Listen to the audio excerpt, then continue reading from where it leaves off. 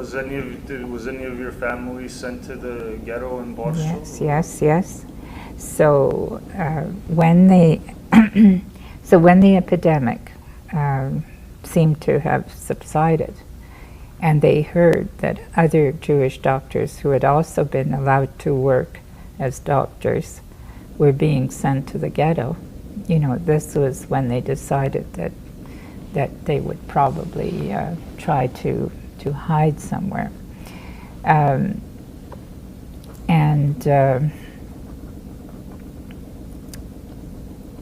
Yes, my grandparents and this youngest brother of my mother, and all the others actually were taken to the ghetto. And this is when my parents approached this sort of wealthy farmer in Babince, and he had been treating, my father had been treating his son who had tuberculosis of the bone, and there wasn't much treatment. It was calcium injections, but that was what was available. And he asked him, whether he could find us a hiding place. And even though he didn't hide us himself, but he found someone who was willing to hide us.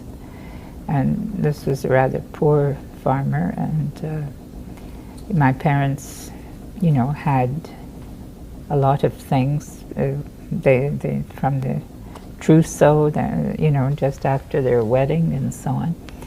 And, they sort of slowly gave out these goods, that could be bartered for food or whatever.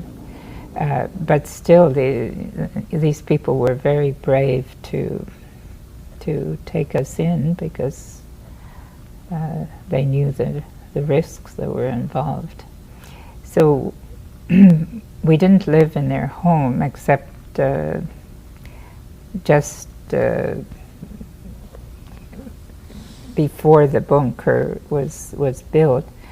But apparently we did stay in their attic for a short time, and there was a fire in the attic.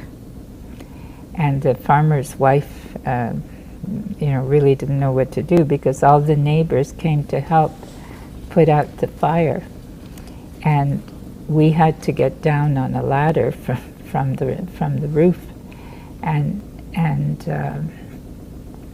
she, of course she didn't want the neighbors to see, and so she gave them all pails and sent them outside and said they should throw the water from the outside, and quickly she put up the ladder and got us out into the pantry or whatever, but it was very close, because there were so many people around who could have spotted us. And the man whose son your father treated, who helped you find this hiding spot, do you remember? Do you know his name? Yeah, Kukuruza was the wealthy farmer who did help us, and I think we did stay in his house very briefly, but then we stayed in the house of the farmer, where Kraftjuk, where the bunker was actually being built.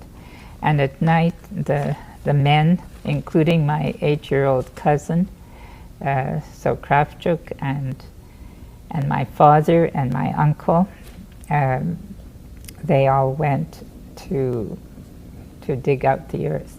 And one of the big problems was that it was hard to find a place to hide the earth that they dug out, because that was very visible, so they had to sort of flatten it out. Now my aunt, my mother's sister, Rachel, and her husband and son, my cousin Philip, they had been hiding in the forest. They had escaped from the ghetto, and they were hiding in the forest. And somehow they got word to my parents. And Kukuruza, went to get them from the forest.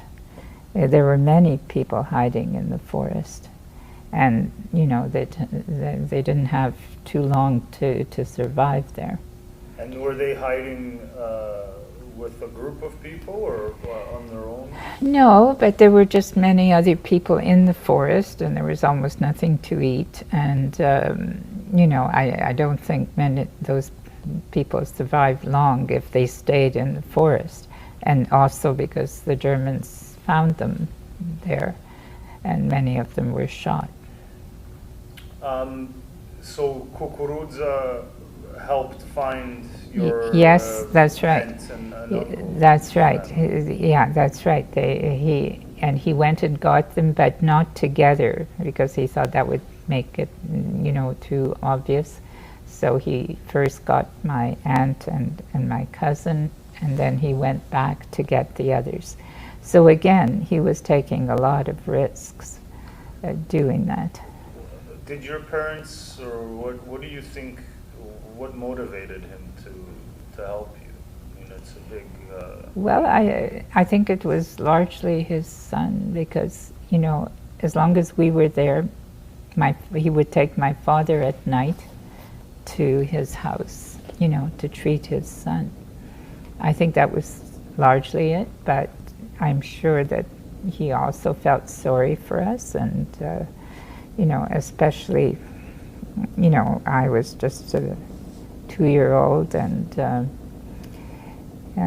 my mother writes in her book that Kraftwerk, for example, you know, at one point when the Germans had surrounded his farm, and they were even going in and getting the chickens that were right on top of our heads, and you know, the chicken coop was built over the potato cellar.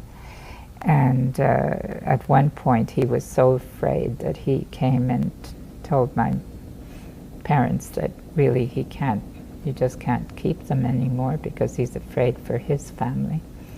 And apparently, you know, I ran up to him and said, you know, sat on his knee and said how much I loved him. And because we really were very close during all this time, and he said, well, you know, if not for her, I definitely wouldn't be able to keep you, but I can't, you know, I can't let you go because of her. That's what he said. That's in my mother's book. Of course, I don't remember any of this, but that's, you know, I'm sure that that's what happened. And so, how long were you crouched? I mean, you basically, your family was in this I think they started building it, right? I think they started building it in the late summer of 42, because this is when the ghetto was,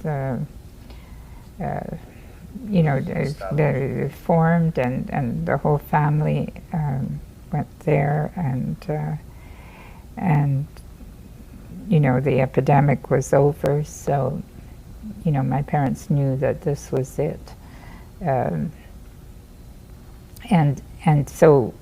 they apparently it took until, because they had to be very careful and not show too much earth being moved around and so on, and could do it only at night, you know, so it took them perhaps a couple of months to finish it, and